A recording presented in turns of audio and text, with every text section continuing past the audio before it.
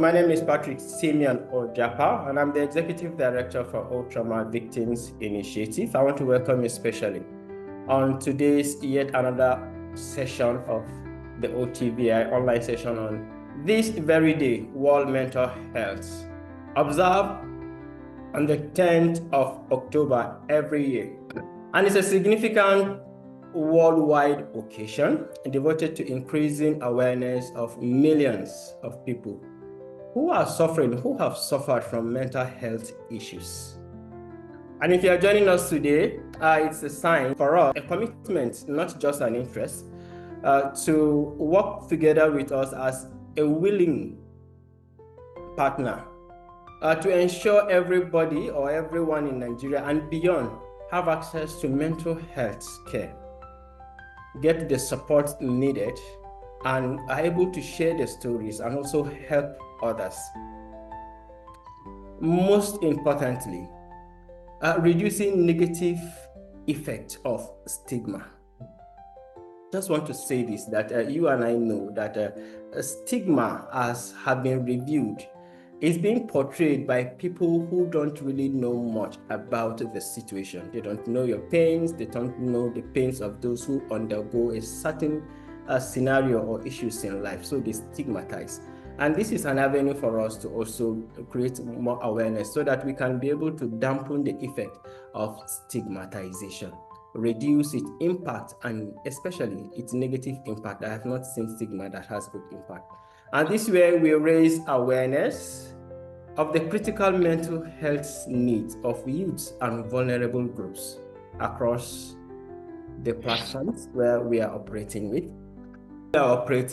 And today is a very special day. If providing critical support is important in recovery and resilience of victims of survivors, then we are all here to do that in one way or the other.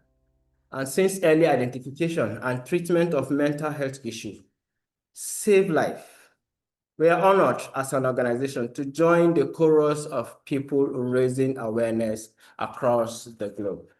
This is why we are here, and we are happy to be having this space with you. During the course of this session today, we will be talking about the important and the risk factors. What are the significant impact of mental health? How it affects youth, productivity, and career path. We will be talking about that briefly, and we will delve into talking about how can you have a mentally healthy lifestyle. Then we will talk about the theme of today's event or today's commemoration, which is mental health access, mental health services, access to services, mental health in catastrophe and emergencies. I want to take this time to introduce our wonderful speakers. We have Esther Godwin-Inyang, who is a mental health consultant. She has been in this service for quite a number of years. And we have Father Stephen Ojapa, who also joined us to talk about the various issues concerning how to live a mentally healthy lifestyle. And Mr. Francis will be talking on the major theme of the event, while we have Deborah joining in as well to talk about issues concerning how to have a mentally healthy lifestyle. Thank you so much for joining us, our wonderful audience. We will not be having these sessions without your presence. It will be us talking to ourselves, but you have made it remarkable by gracing this occasion. Kindly type in the chat box your location, where you are joining us from, so that we can know more and then relate better. We will be giving you time to also interact with us in the course of this session. Please, I beg you, mute your mic while not talking to us in the team. So far, so good. I am enjoying the cooperation. It's okay. Let's not dampen the interaction. Type in the chat box your location, where you are joining us from, and let us know about you and more that you wish to. Take this opportunity to introduce to us Miss Esther Inyang, our mental health consultant. It's okay to unmute and then turn on the camera and talk to us about what is your take or your insights to the challenges youth face and how mental health issues affect their productivity and career path? Please welcome on stage Esther Inyang. I want to say good morning, everyone. If you can hear me, let me know you can hear me. Yes, we can hear you. Good morning. Okay, and I want to say Happy World Mental Health Day 2025 once again. And I also want to thank the OTB team for this beautiful opportunity to share with you what I would love to do best, anytime and any day. So this year's theme, as he said already, is access to services, mental health in catastrophes and emergencies. This particular theme for the year couldn't be more relevant, especially to us Nigerian youth, because you can find out that mental health is mostly considered in Nigeria to be a form of madness or something. When you talk about mental health, having worked with a lot of clients and you're hearing mental health, and you're like, and they're like, are you trying to say I'm mad? Are you trying to say I'm psycho?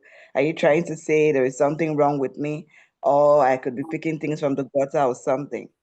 But mental health is one thing I'd love to let you know is that there is no particular health without mental health. You cannot be saying you are healthy without your mental health being healthy. So before you realize you are sick, it must be from your brain that interprets to you, the signal from your body. Oh, this is how I'm feeling today. I'm having headache or I'm having a chest pain. And you now realize, oh, I'm sick. Without your brain interpreting that, you wouldn't basically know that your mental health has issues. Or you will not basically know that your physical health needs some checkup. Thank you very much. So just like we service our cars, just like we service our phones, our minds need regular care. And this is very, very important to the youth, most especially, because you realize that it's from the youthful stages where a lot of life decisions are made. And these life decisions affect people from the young adulthood to the middle adulthood and to the late adulthood, where if you're not careful, one may experience what we call midlife crisis. So to the young adulthood, which is a youthful stage of everyone's life, is where particular and significant decisions are made. And this is very, very important based on the mental health of everyone. It's very, very important based on the mental health of the youth because it will determine how productive they can be. Like our minds and like our phones, just like someone checking up on your phone is a low battery went and you go to charge it, it's the same where you should pay attention to your mental health as a youth. It's the same way our Nigerian youth their attention should be drawn to how they should take care of their mental health. Because without that, their productivity, their career path will be impeded. Because there is a thin line between mental health and achievement. There's a very, very thin line because, mental health is where exactly you make a lot of decisions when life decisions are made, not your physical body. It doesn't make those decisions. The quality of your mental health will determine what choices you will make. Now, many youth in our country today are running on emotional low battery.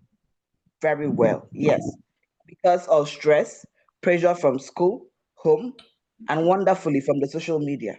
And a lot of them are living on what we call the survival mode. They are like, okay, let me try this one, will it work? Or let me try this one, will it work? And at the end of the day, if they are not careful, they get stuck. Life stress is already real. Life stress is real on its own. Having to juggle with work, having to juggle with your business, your academics, financial struggles, and uncertainty about the future can wear out the younger generation. And this can affect their productivity in a very, very high manner. Sometimes a lot of them experience anxiety. A lot of them experience anxiety coping with school, anxiety or depression. Some of them can be depressed. Some of them can have burnout, can even make even the brightest students or the brightest youth, or that bright worker you had in your workplace can just lose focus and be like, you just see him put a resignation letter tomorrow or even drop out of school. When the mind is overwhelmed, talent and potential go silent. When the mind is overwhelmed, you just realize that you cannot make the right decisions that you're supposed to make for yourself. You just realize that as you are, you cannot even. Mental health can shape or shatter a career path. And I said before, mental health is like a thin line between someone achieving his goals and purpose in life and being on the other side of life. For example, let me put this straight and let the youth know, and I hope a lot of them are on this call, to understand that for them to be productive and for them to excel in any career path they must find themselves, they must be mentally healthy. Mental health is a continuum. When I say a continuum, I'm trying to let you know that mental health challenges can occur in the mild phase, in the moderate phase, and in the severe phase. And one thing as a psychologist I love telling people is that before you reach the severe phase, there were some signs that you saw that happened, which was in the mild phase. Like for anxiety, you can see heart palpitations, realize your hands are shaking, and all of that. Those are the mild phases. These are something you should, when you realize that, I'm experiencing this, or I'm depressed. Someone that is always talking very well, like talking and is outgoing person, relates with people, suddenly isolates himself. That's something you should watch out for. So before it reaches the moderate stage or the severe stage where you will have to be managed with drugs almost for the rest of your life, because at the mild stage is called a mental health challenge.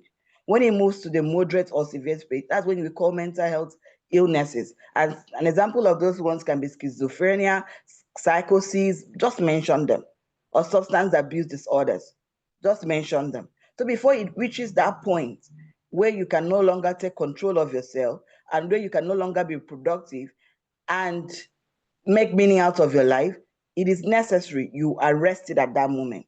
Now, what the World Health Organization tried to define mental health as a state of well-being in which an individual copes with his or her potentials and can also contribute productively to his environment.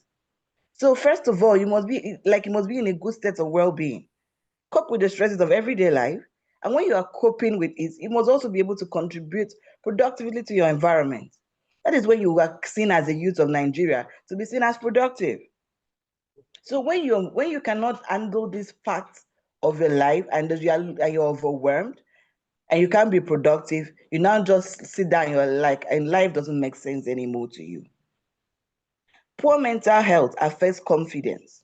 It affects decision making and it affects creativity. You cannot be overwhelmed with a lot of emotions you cannot handle by yourself, and you're not reaching out for help, and you feel that me being reached out today to talk to you, and you're like, I'm overwhelmed with something. Do you think I'll be able to deliver my best? No, I wouldn't be able. I wouldn't. So when your mental health is affected, your decision making is affected. Productivity is no-go area. And as a youth, you can't even be creative. Youth may take any job instead of purposeful work because they're emotionally drained. They just want to do anything. That's why you see a lot of people will just say they feel that they don't have life again. You just see people go to steal, see people doing themselves relevant in the society. They just realize that extorting from people will make them like relevant, trying to prove what they are not because they cannot face the reality that actually I'm not doing very well here. So many abandon their dreams, not because they lack the skill, but lack of strength. They feel they are not capable. There's no self-esteem. They don't have good self-esteem about who they are, and they cannot productively be able to assess the kind of jobs they would have loved to do. And one thing I loved about Mr. Patrick when he was talking was about stigma. Stigma is really killing dreams silently. Sometimes somebody come up to you and be like, this is what I'm going through. You just say because you are lazy, you are too weak. Pray harder. These words is not a word that can help people.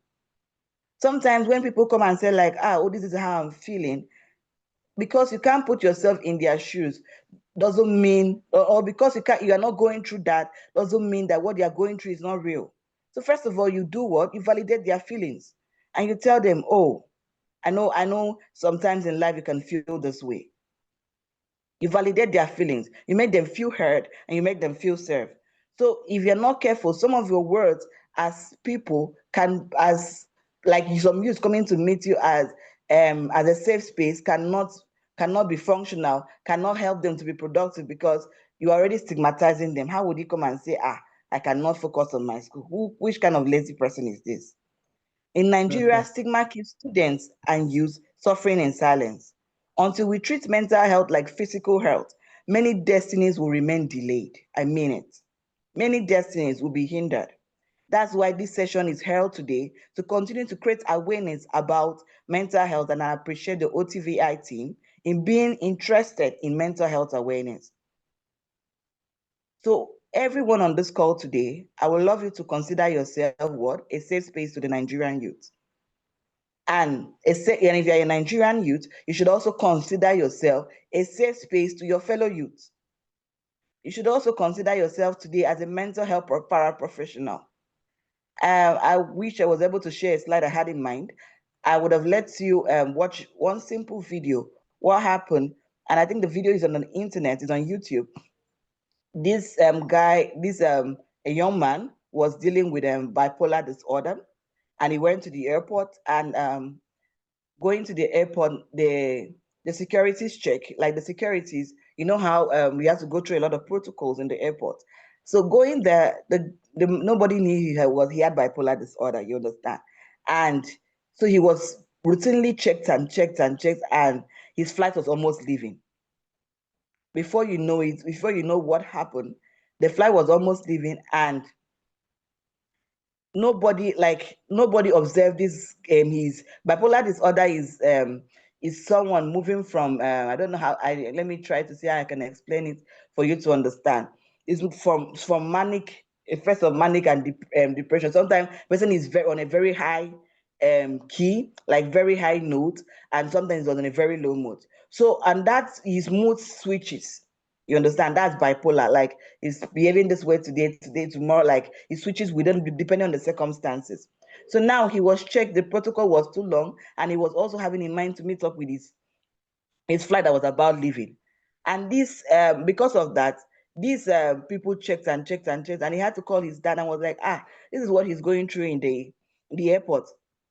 The routine was just too much, only for them to realize that nothing was wrong with his bag and there was nothing he was carrying. Now, this man left there, and because of the frustration of trying to meet with his flight, he was walking barefoot in the airport. People saw him and was like, and saying, they're like, this one, what is wrong with this person or something? But no one was paying attention. The guy was going through an episode of mental health. No one was paying attention. Before you know it, this guy tried and opened, like, even the security saw him trying to drag the one of the doors to be able to go and enter his flight. The flight that had started moving, the aeroplane already started moving on, was on the runway already. The guy was trying everything possible until he broke the handle of one door, ran out just to make sure he meets up. Because that at that moment he's not thinking, he's no more thinking about what's going on around him. He's thinking about, oh, I have to meet my flight. Before you know it, they were not seeing him, and the aeroplane did what? Ran over him, and the guy was killed. So now he died. I think he died because why? People were not paying attention. If someone was there paying attention and was like, oh, this is something I need to, oh, this is a mental health issue, oh, this is a mental health challenge, the guy that died wouldn't have died. And that day was his, I think, his grandfather's birthday. So all his mind was, oh, let me meet up with my, I can't miss this flight. He would have used a car because it was a 30 minutes road. But they said no, because of his situation, he has mental health issues. Let him not be alone on the road. Let him use the flight. But the same flight did what? Killed him. So that's why we have to pay attention, because someone may be dying silently beside you, and tomorrow you hear that person committed suicide, and you are like, how? But the signs were there. They were very visible. Someone that you like normally used to go out, you're now seeing he's withdrawn, he's not coming out to work, or he comes to work, he's not chatty again, he's keeping silent. You need to ask questions. That's why I urge organizations, when I'm opportuned to interact, that I'm opportunity to interact with them, I tell them be safe spaces, not just be all offices that exist on paper. Be safe spaces for our youth so that they can be productive, so they can be guided properly, not just focusing on numbers to please their sponsors. Peer support clubs can help very well. Therapy awareness, and I know someone else will be talking about this, and open, so I will not pay attention more to it. And open conversations can be normalized. For us to help our youth today and make them productive, please be part of their lives. Don't just pay attention and be like, this one, what's the matter? And that's why this team is very, very, very important. What can we all do? How can the youth be productive? How can we pay attention to mental health so that our youth will be productive and also makes and then have good relevance in their career path? We have to talk openly about mental health. We have to remove every form of shame, every form of stigma. As in, mental health is something that I can stand in the middle of the road and talk about because it's something I have paid attention to personally as a person, because I have seen a lot of childhood traumas with people with dealing with childhood traumas coming out, and these things are affecting them, affecting their relationships as people, affecting them at work, affecting their productivity, even to some of them that are even married, is affecting them. Childhood traumas. Why? Because someone wasn't paying attention. Why? Because even us, we are not even creating enough awareness for these people to be heard. So once in a while, to help our youth also, let's check up on our friends. Not just how far, but look at someone in the eye and be like, how are you coping? How are you feeling today?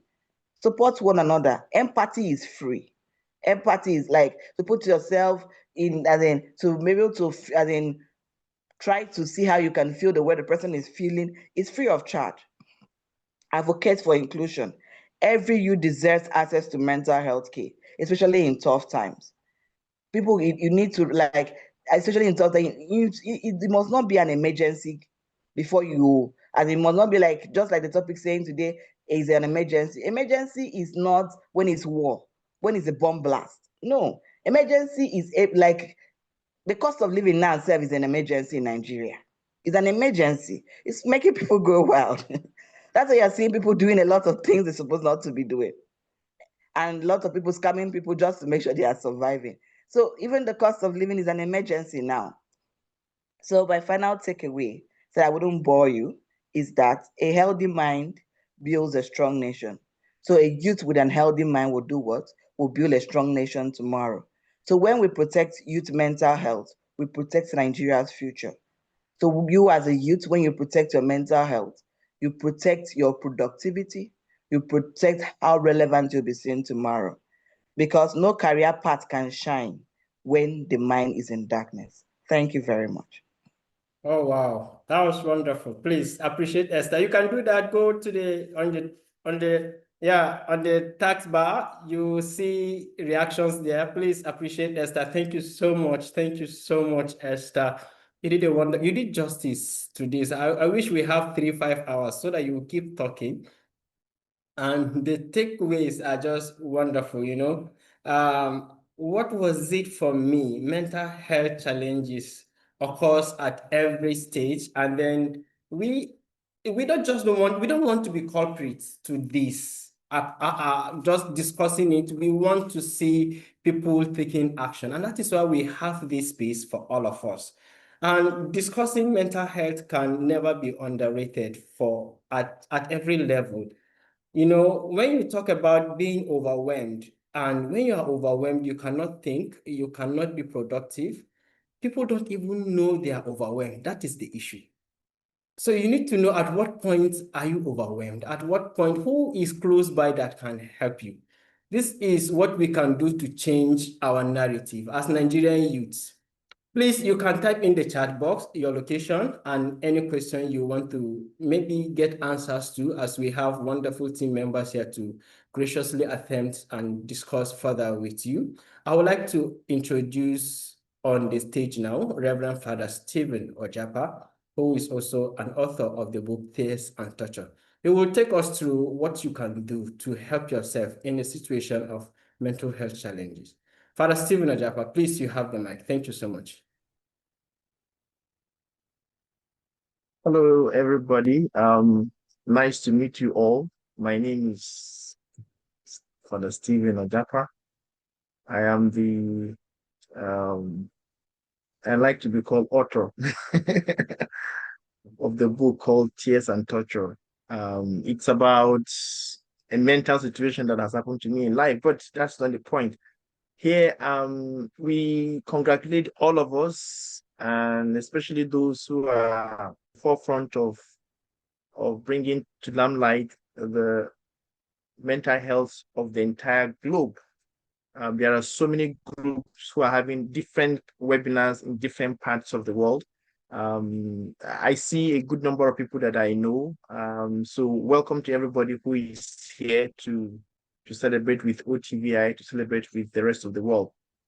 And one of the things I discovered in preparing for this short presentation is the scarcity of materials that deals with the issue of mental health online coming from Nigeria or Africa. They are very scarce. I went through so many websites to see whether there are very quality documents or materials. There are really very few that deals specifically with the issue of mental health. You have related issues here and there, maybe trauma, psychology, tragedy, but specifically taking the issue of when there are very few. So I just want to begin with some data just to help us continue from where Esther stopped. And by the way, Esther, thank you for that beautiful work tour. So I went to the website of World Health Organization just to give us an idea of, because I know they always produce this data annually on the state of so many illnesses. So just listen very carefully in case you may find yourself in this figure. So according to the data released by WHO in September, just last month actually, it says more than 1 billion people worldwide are living with mental health disorder. More than 1 billion, that is 1 in 8 persons. So how many of us are in this house now? So, but that's that is the research of of WHO. So 1 in every 8 people. So it is very scary, but it's true. And it says, let me see. Okay, including disorders such as anxiety and depression, and globally, 1 in 7 adolescents between the ages of 10 to 19 experience a mental disorder. Now, listen most of the data is also European based. So it says in the EU, mental health problems affect an estimated 84 million people. Now, imagine Lagos State. Lagos State is about probably maybe 20 million thereabout. So imagine 84 million, maybe like the entire, just imagine carry 84 million people and put in the entire part of Lagos. That is, so just to give you a picture of the severity of the matter. And that in this case, 1 in 6 persons. In 2019, and those figures have worsened since. Data on mental health collected at national level are not always comparable as a survey instrument. So let me not go into those parts of the. So that's just to give you a picture, to give us a picture of what we are talking about and the severity of the problem. Now, this is a reality, and Patrick made mention of not people even knowing that they are actually mentally disturbed or they have mental disorders, because there are so many causes: stress, overwork, under all kinds of things. So I just want to deal with how do we cope, how do we live a mentally health lifestyle. Again, I'm not the best of experts. I'm not a clinical psychologist, so to say. I'm just coming from the guts of my heart. What I've experienced as a human being, what I have felt, could also be instrumental to people. So there are so many things that we can do as persons generally. So I'll just begin with one. For me, number one things that we can always do to help us improve or live a mentally health lifestyle is to have a life that is filled with recreation, a recreational life, recreational facilities. In one of the articles I read from Patrick, I'm sure it's going to publish at some time, at some point, especially those of us coming from Nigeria, we see recreation as leisure, as if it's a waste of space. But many of us Nigerians don't understand what recreation, or in Africa, we don't understand the concept and the power of recreation. Taking some time out of your environment, out of your workplace. Holidays is never part of our life. The only holiday we understand in Nigeria is maybe if you are traveling from your house in Michika, you want to go and see your grandmother in Yola Town. That is holiday for you. But like saving fun, saving money to go to Obudu, to go to Gashaka Park, spend money in a hotel, stay in a good environment, go to the swimming pool. We think that some of those things is just a waste of resources. But that thing has a way of helping your mind to actually recalibrate. That's kind of recreational activity. And it's a very, very powerful element of helping us to unwind from the load of work, unwind from the load of family, unwind from toxic environment. And I'll talk about it at some point. So recreation is something that is almost not present in so many countries, especially poor countries. Those who live in in Europe and America have a different experience of recreation. So recreation could mean also going to, some people find going to nightclubs or any kind of clubs, anything that takes your mind out of the pressure of life can be very, very good for your mental health.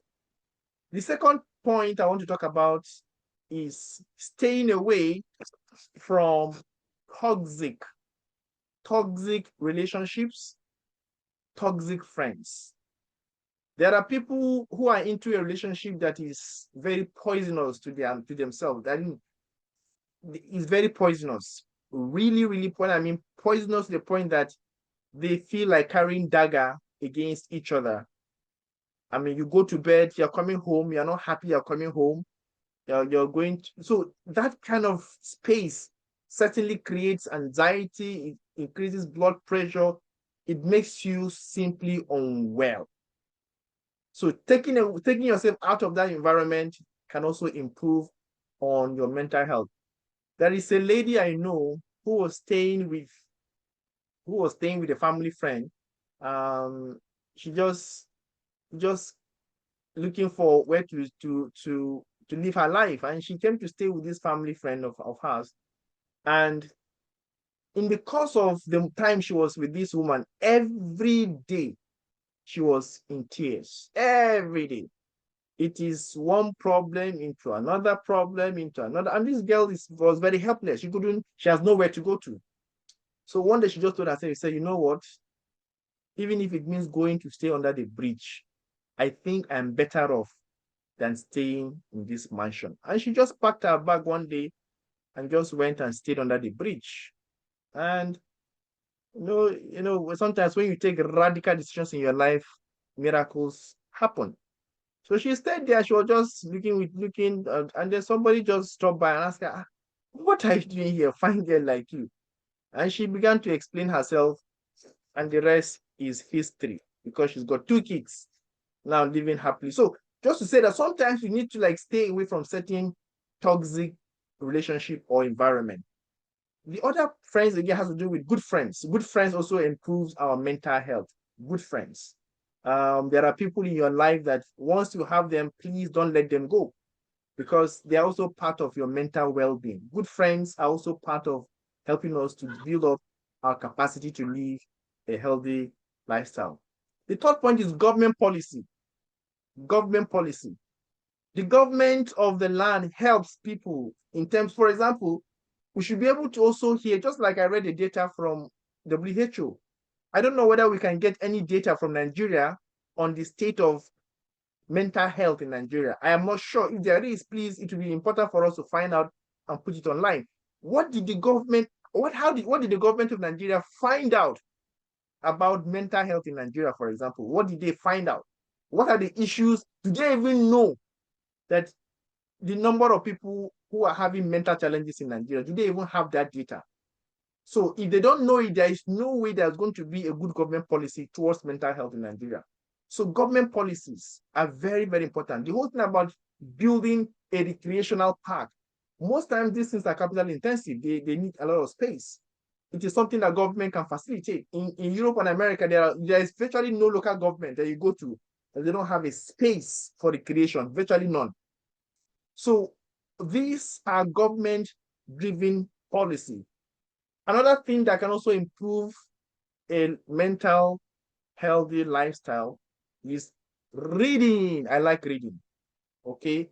I know that we're in the culture of social media. Many people just don't like reading. This morning when I woke up, I began reading a document written by Pope Leo called the Lexite. For those who are Catholics or Christians, if you're not Catholics, I'm not. So when I was reading it, I was just so excited this morning, really. So reading helps, and I know that there are so many people. For the only time they read is maybe during exams or so. But reading has a way of also improving your. It takes away certain. I don't know I don't know how mentally, but it's just refreshing to read a very good book or a very good novel. So reading can be very. Now we have audio reading. There are books that you can also listen. It doesn't have to be virtually. And then this is very interesting, and this is the cheapest point I have: laughter,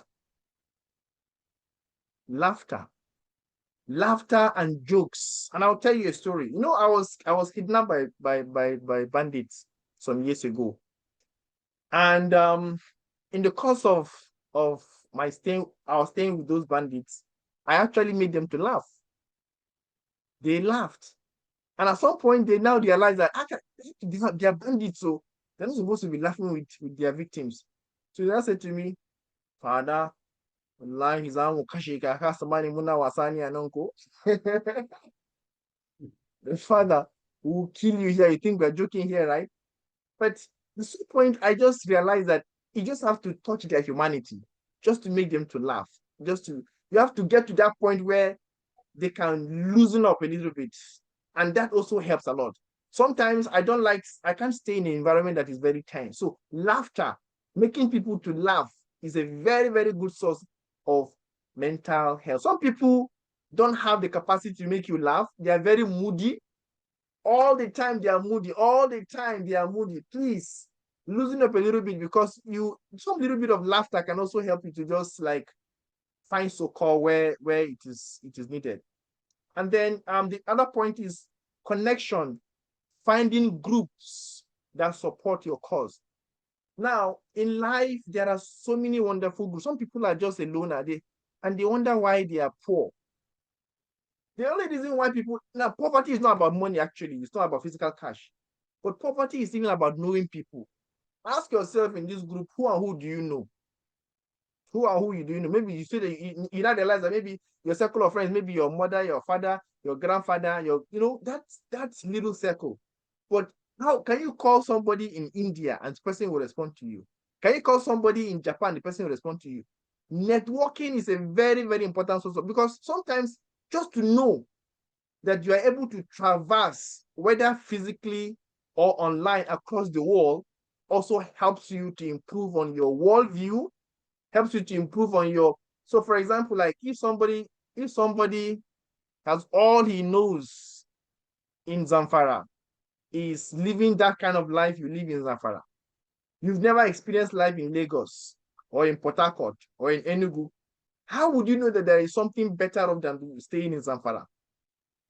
Or you know, I'm not saying Zamfara is a bad place, please, in case somebody from Zamfara here, but I'm just saying that your ability to be able to live your immediate environment can also help you to improve on your mental health. The other part is therapy. Now, in the case that every of this avenue is not able to work, we have people who are trained therapists, psychologists, and we have many psychologists in Nigeria, actually. I know many people who have studied psychology, clinical psychology, who can deal with some of these issues. But like Esther said, and even Patrick said, some people deal with the trauma, not trauma, the stigma of identifying yourself as somebody who needs help can also hinder your ability not to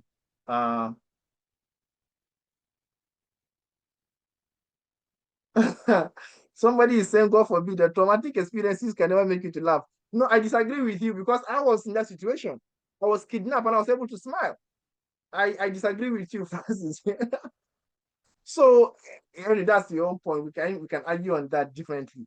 So what I'm saying is that there are many people who are trained psychologists that can also offer help in that situation. And sometimes, okay,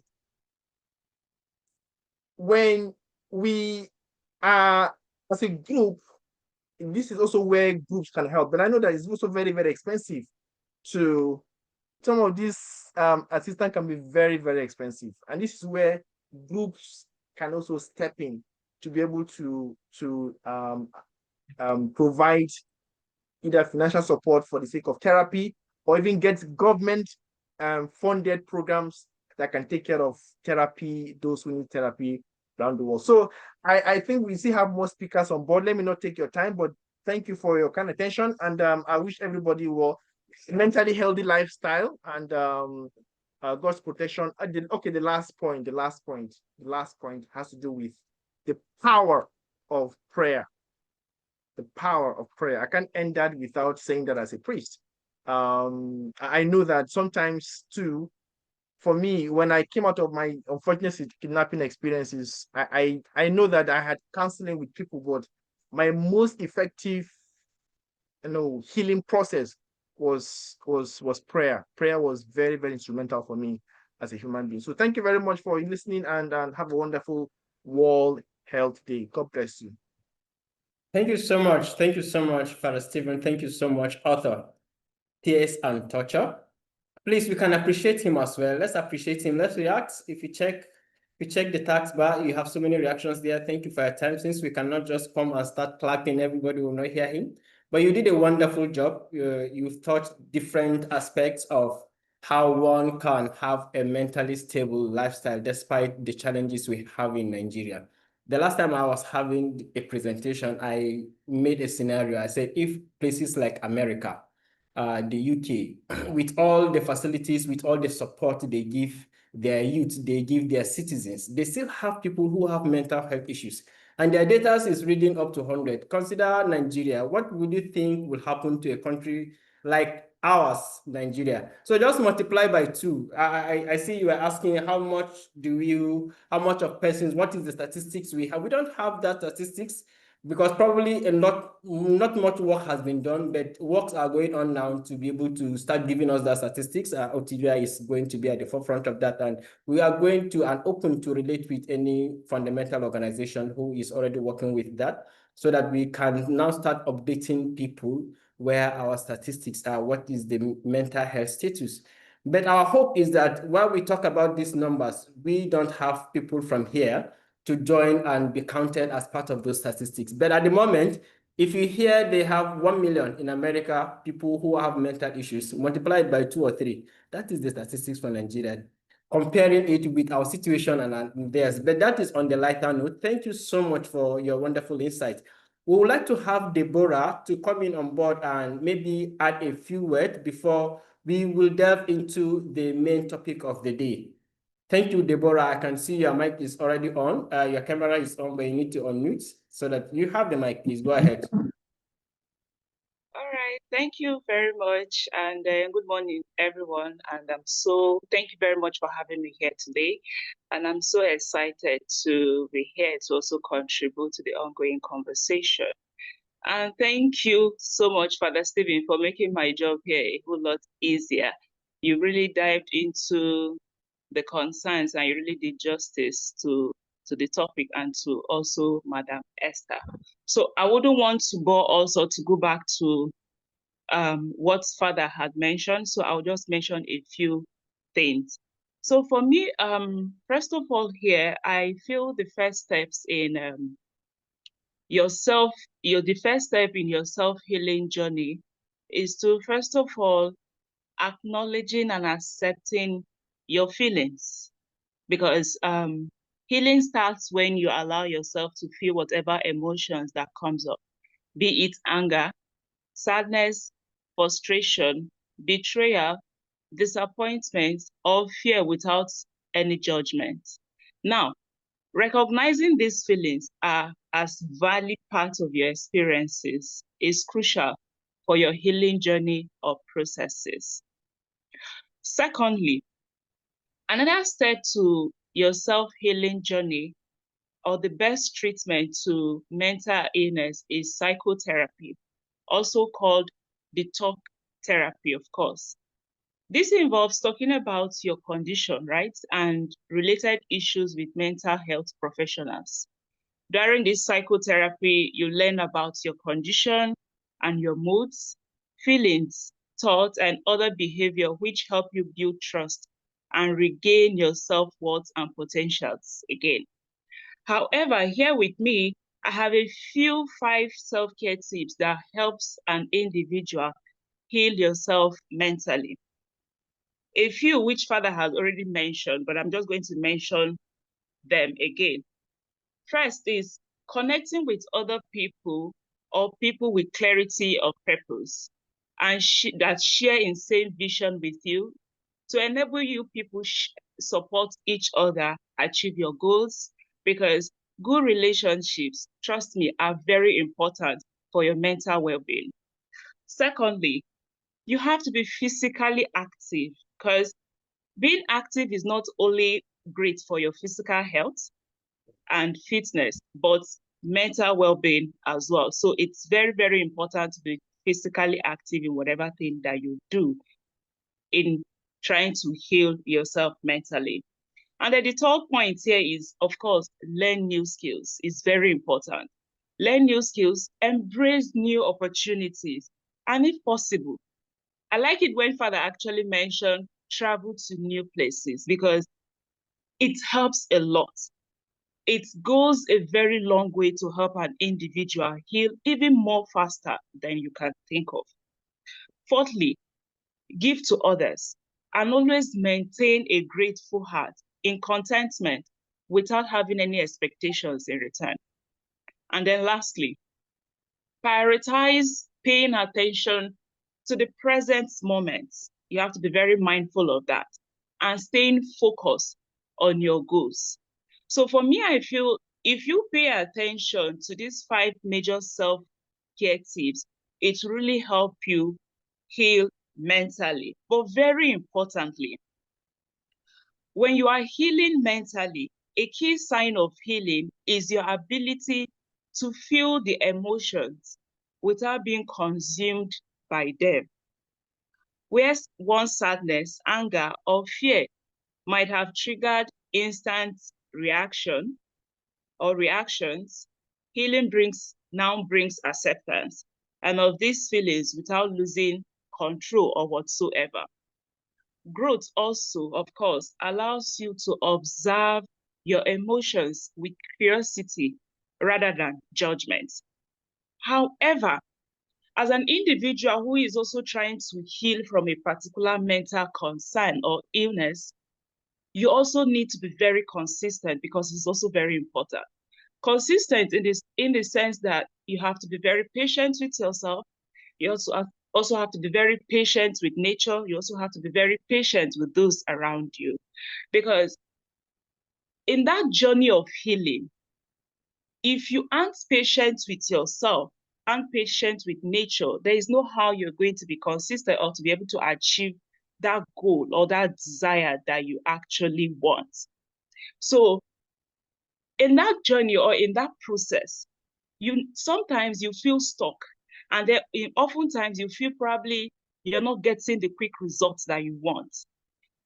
That is where you have to be patient with that process. And then most times too, you feel those persons around you are not really understanding how you feel or where you are actually coming from. That is where you also need to connect with the right circle of friends.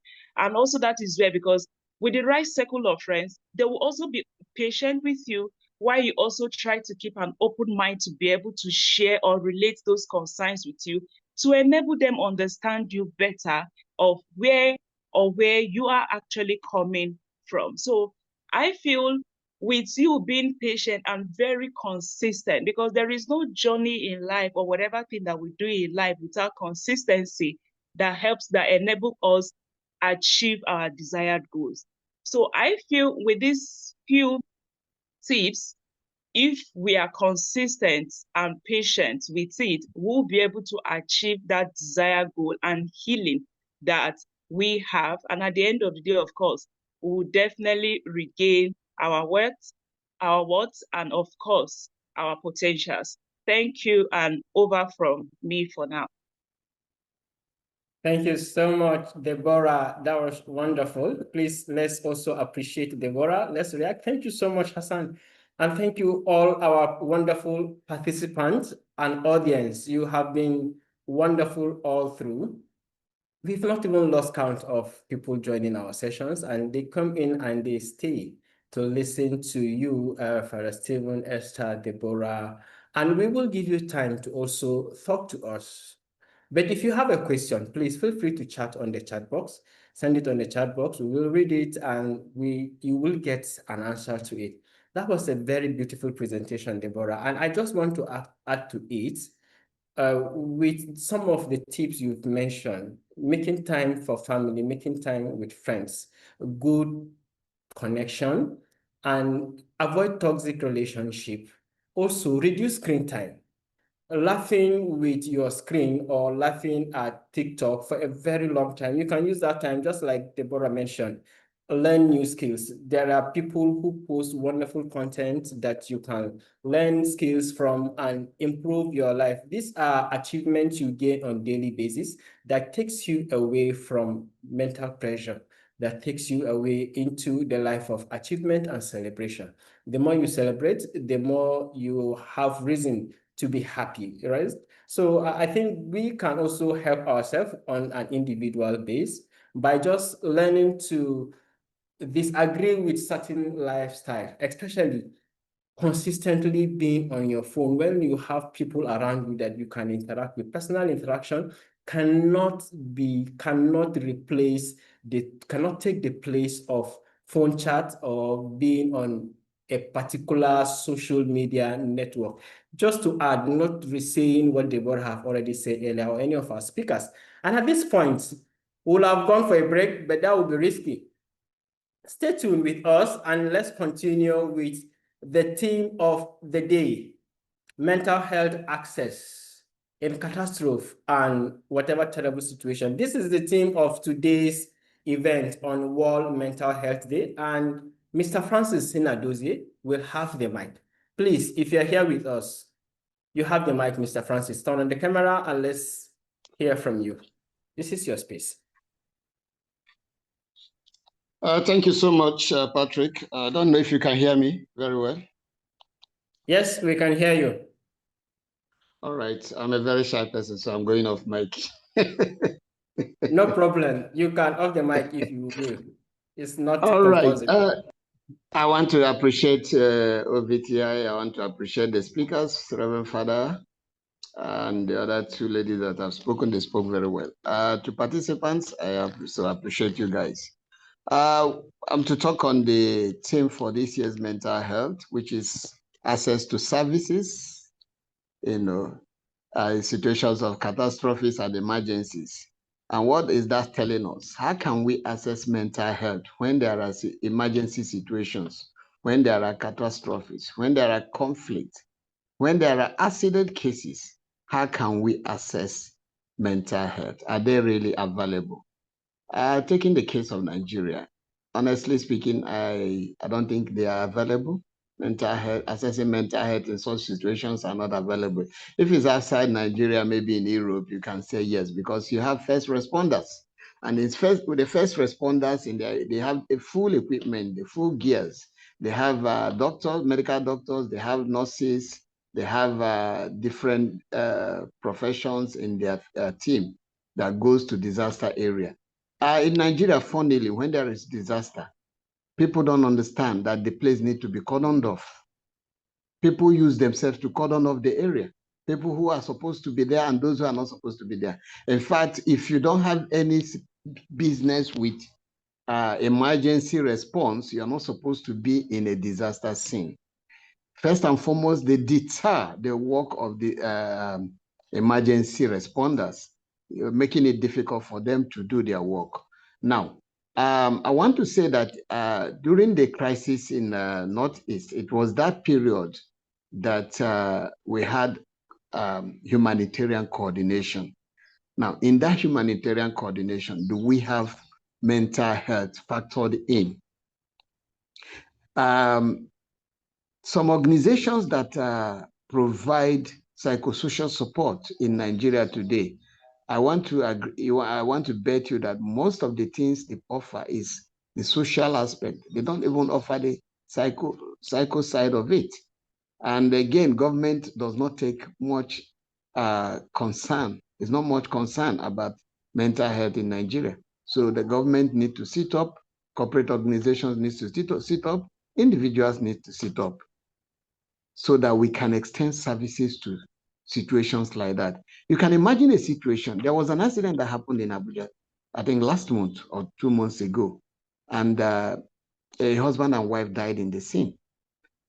Now, it's possible one of them may not have died on the spot. I don't know, but I'm just saying. They brought their bodies out from the vehicle and left them on the floor for some time before they were able to convey them to the hospital. To the hospital, yes. And then they took them straight to the mortuary. But if we have vibrant and proactive first responders, when they come, you would check these people and see if anyone is breathing, and you rush them to hospital, or you start the first aid treatment right from there. Now, there is always first aid treatment. What about psychological first aid? Do we give psychological first aid to when there is disaster in Nigeria? We don't. How many people know about psychological first aid, how to offer it? At what point do we administer psychological first aid? At what point do we administer psychosocial support? At what point do we come in with full mental health support? Here in Nigeria, those who provide emergency response, organizations that does that also, at what point do we know at what point we should provide psychological first aid? And how many people are trained to provide psychological first aid? At what point do we provide psychosocial support? In real emergency situations, in real catastrophic situations, when first responders or emergency responders arrive at the scene, the first thing to do is cordon the area, and which police will help to cordon and push passers-by away. And the next thing to do is to look for those that are breathing, those that are survived, and take them one side. Those that need emergency medical treatment, they start treating them immediately, either in the ambulance or rush them to the hospital. Then those that doesn't need emergency medical care can be, for psychological first aid, can be administered to them. Then before you now talk about psychosocial support. So I think what we really need in this aspect of mental health in the case of disaster or emergencies is coordination. It needs to be embedded into emergency response in Nigeria. Okay, the government have tried and built trauma center in some hospitals. In Abuja here, we have trauma center. Yeah, but the trauma center, when you go there, you find out that what they do is just to treat the victims. There's nothing like, mental health well-being before, during, and after they are released from the hospital. So these are areas we need to be focusing on and factor in. I think policies need to capture all these things so that people will be themselves. Because somebody asked here, I think that was the first question in this when the program started. The person said, this is wonderful. After crisis like floods or conflict, many survivors show signs of trauma but have nowhere to turn. Integrating psychosocial support early can make recovery faster and more sustainable, which is correct. Yeah, so integrating psychosocial support, that's the same thing we are talking about. We have to integrate psychosocial support. We have to integrate psychological first aid into emergencies in Nigeria. Emergency response is not just only to provide food, drink, and the shelter for them. I keep giving example with what happened in Kogi State in 2012, during the flood disaster in Kogi State. After they have given them tent and all the other things they gave them, the following day you saw the tent in the market, they were selling them. Now you ask yourself question, why are they selling them? Is it that they don't need them? It's possible they need them, it's possible they don't need them. But again, if they have the right mental health state of mental health, I don't think they would think of selling those things. They would rather use them because they were meant to be used. So, but we forget about the mental health of people. Like the first speaker said, define the mental health according to WHO. What is the state of mind? How do you cope with the stress, daily stress of life? Most times these people that have gone through disaster, emergency situations, they find it difficult to cope. They find it to be difficult to contribute to daily activities. So immediately disaster happens, we are saying government agencies should sit up, incorporate mental health, psychosocial support into emergencies and catastrophes. People need to be trained to do these things. And most cases, yes, we have clinical psychologists in Nigeria, we have psychologists, we have social workers in Nigeria, but are they enough to handle these situations? So in communities, we can also train community mental health workers. Give them the basic knowledge. They are not going there to administer treatment or therapy, but they can identify and make referrals. This is what we are saying. So at this point, I think we have to sit back and check and see how policy can be done to incorporate mental health into emergencies and catastrophe situations in Nigeria. Mr. Francis, thank you for your highlights and bringing out the point and the need for mental health assistance in the face of catastrophe. I know, please, oh my God, let's appreciate Mr. Francis. Let's appreciate Mr. Francis. Sorry, Mr. Francis, you did a wonderful work. Please, just go down, react, and then let's show him love. Yes, you did a wonderful work. Thank you so much for bringing our attention to all the issues. And we have been negligent to it. I know there was flooding also in Maiduguri at some point. So many people lost their properties. Some even lost their lives. We had flooding in Yola. These are emergencies. And the government did their best, humanitarian organizations, they did their best. They shared food, clothing, and provide a place of safety. But do we have a record of mental health assistance, psychosocial support assistance? We can barely say less about that, and we need to work on these areas as well and provide means and coordinate in the face of emergencies. I call on all mental health organizations or psychosocial support agencies within states and provinces. When there are issues like this, there is a coordination meeting actually, but let's do better in coordination to attend to people. We can always find resources around that to make this happen. And there is a follow-up question. I don't know who will want to answer it. Father Stephen, Mr. Francis, Esther. There was a follow-up question from Chooks. And he said, is it possible for trauma patients to know that he or she is traumatized and work on him or herself? How will someone who is already traumatized know this is my situation? Or is it the work of the psychologist to meet up to him and analyze him and tell him, this is your situation? Please, can we have response to this question? Okay, Esther, please go ahead. You have the mic. Thank you. Okay, I want to thank the person that I asked this question because it shows you're following up and you're also interested in what we are doing here today. First of all, I'd love to read out the question again. Say, please, is it possible for a trauma patient to know that he or she is traumatized and work on himself or herself without the help of another?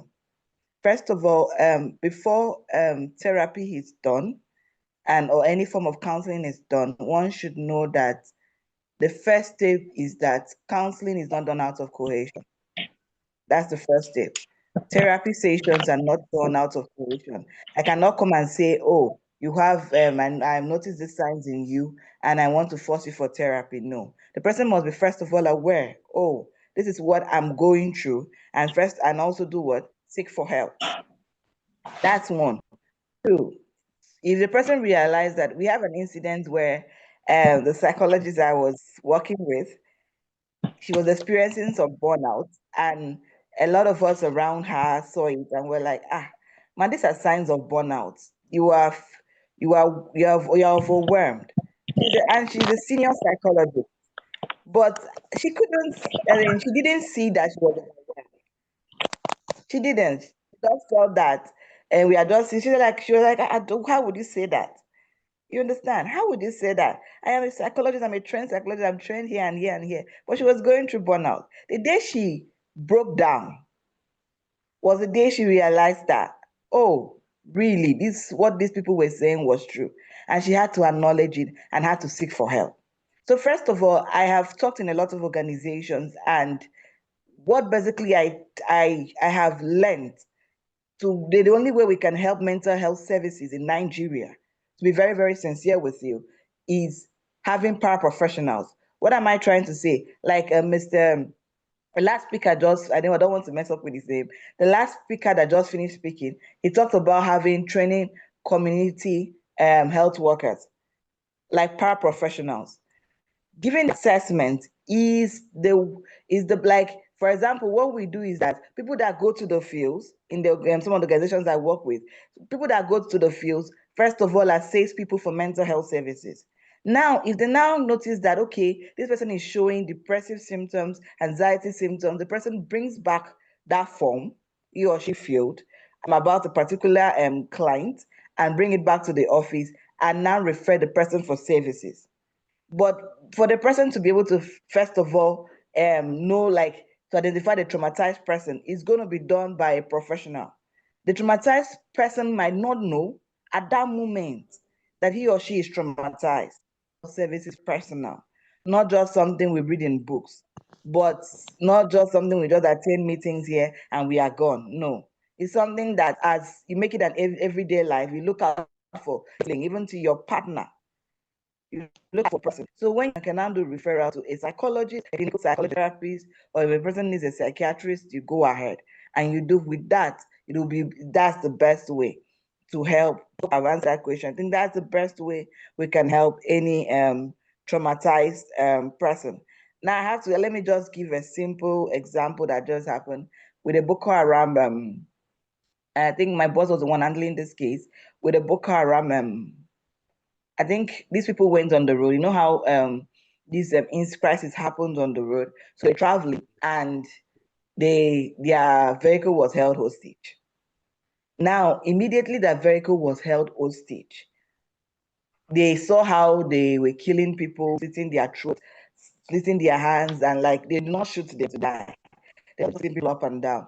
But the driver now saw what was happening and told the people, one of those people, the Boko Haram team, please, I don't want to die this way. My team would not love to die this way.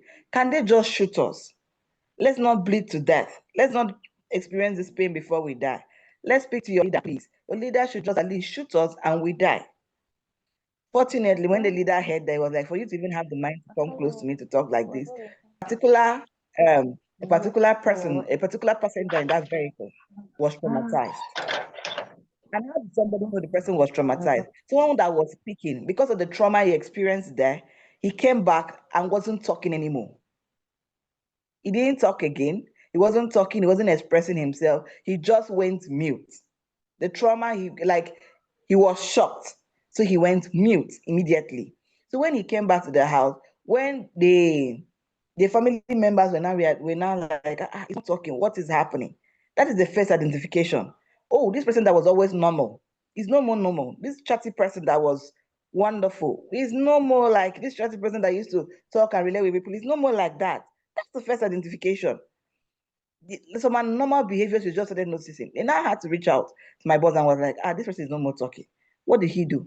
First thing he did was expressive counseling. Expressive counseling is where he had to give the guy a book and was like, he wrote for him and said, can you describe what you saw? Can you describe what's going on with you?